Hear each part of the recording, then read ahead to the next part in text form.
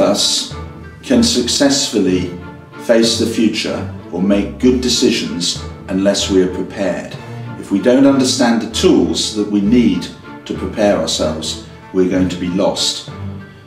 Terry and I strongly feel that this book offers a wide range of tools and techniques, all of which have been tested in many different industries and many different environments, that allow the reader to make that journey into the future.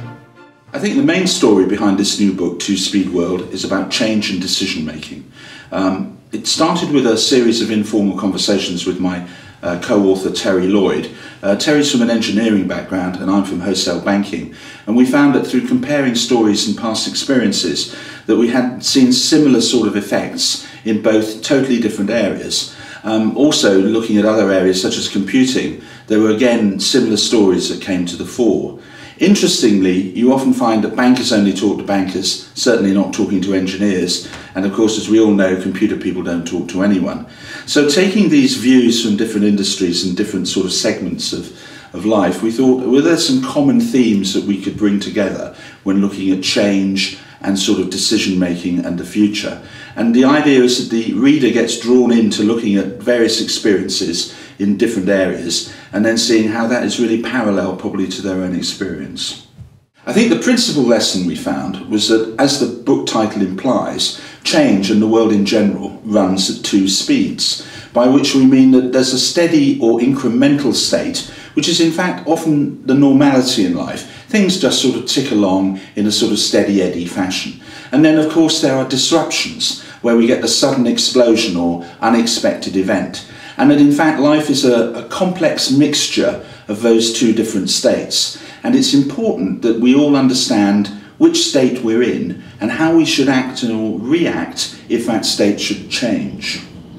A number of people have asked me about which is the best for us, steady progress or experiencing violent upheaval. Of course, upheaval needn't necessarily be a bad thing, but it's generally the case that people prefer steady progress. This can be characterised by the phrase established practice, that we're in a mode or an environment where things happen in a steady state.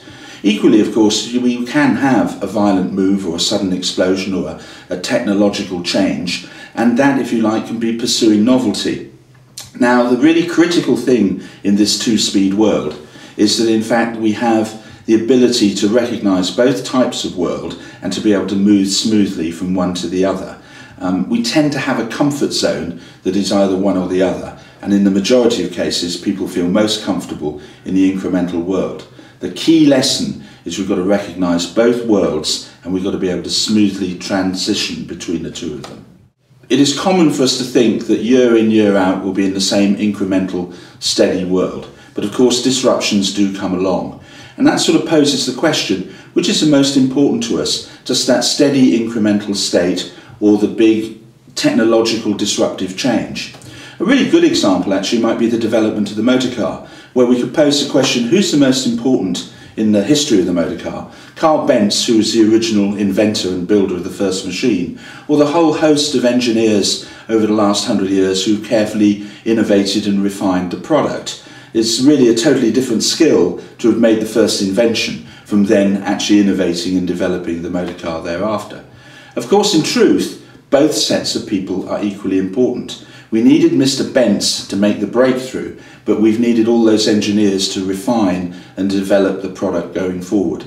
So there's a perfect example in engineering of where the two-speed world has been important at both speeds. I think one element that we should also consider is the relationship between the two speeds, between the incremental world and the disruptive world. There's a sort of tension in the relationship between those two speeds. Again, maybe as a good way to illustrate or explain this is to consider the history of the computer industry since the Second World War. Computers grew out of the early code-breaking machines from the Second World War, and then they developed into the sort of mainframe computing industry. So there was an initial disruption when the initial computers were developed during the war, and then incrementally in the post-war years they grew into larger and larger mainframe machines. However, there was a problem there in that the marketplace was not really looking for larger and larger code-breaking machines. We really wanted something more flexible and frankly smaller. along came a new disruption in the form of the mini-computer that actually swept away a large number of the existing players. The early players in the marketplace simply disappeared. In time, that second level of the industry also developed, and through incremental change got to a certain level before the third and probably most important disruption came in the marketplace, the personal computer. The personal computer was a disruptive game changer, and really that's now some 25 years ago, and we've seen a large number of incremental changes going forward.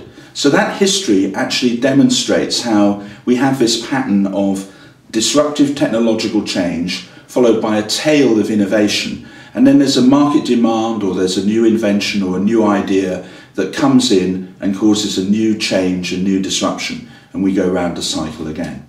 We mustn't fall into the trap of thinking that disruptive change is always bad news. In these two modes of change, we can think of incremental change as being the mode of change that ensures our survival. It's the day-to-day routine processes and ways that we organise our life and everything around us. Disruptive change is in fact what drives progress. So going back to our example in the computer industry, the disruptive change was bad news for the old-fashioned mainframe computer manufacturers who didn't change. But for the overall consumer and the marketplace, the new disruption of mini-computers in the late 60s and then the all-important personal computer in the early 1980s was very good news overall for the marketplace.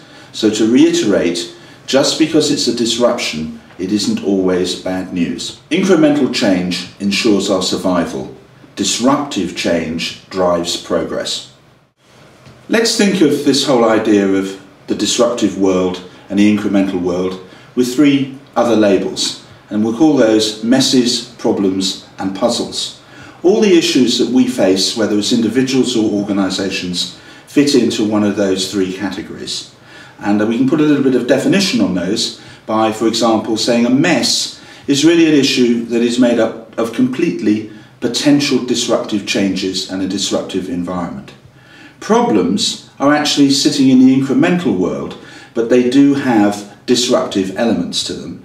And the final category, puzzles, is really just a description of the incremental world.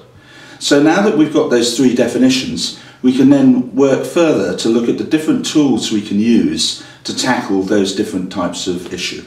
This book is not intended as a recipe book for techniques for change and decision making. Our approach to it has been to develop an overview of all the classical techniques that have really been in use, certainly since the second half of the 20th century, regarding change and decision making. The book sets out to look at all the classical techniques and, really importantly, to look at their relevance when we're looking at the whole range of issues we face in the two-speed world.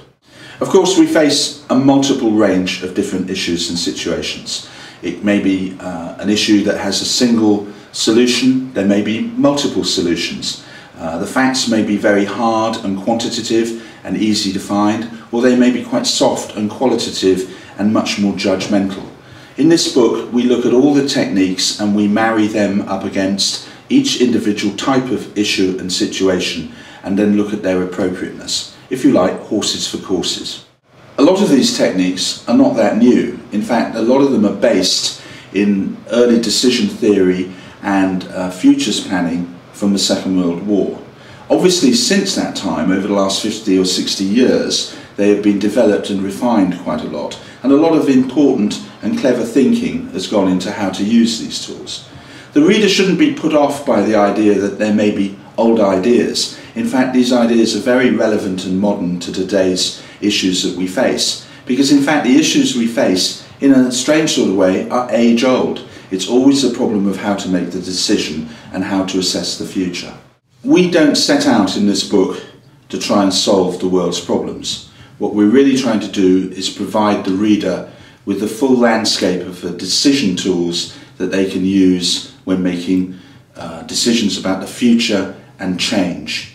It's really about preparedness. We can't do anything in the future unless we're prepared in some way or another. The issues we face actually drop down into a surprisingly few number of categories. And by looking at that full range of tools And by understanding those categories, we are convinced that the reader will have a much better understanding of how to look at future planning and ensuring their own preparedness, whether as individuals or as an organisation.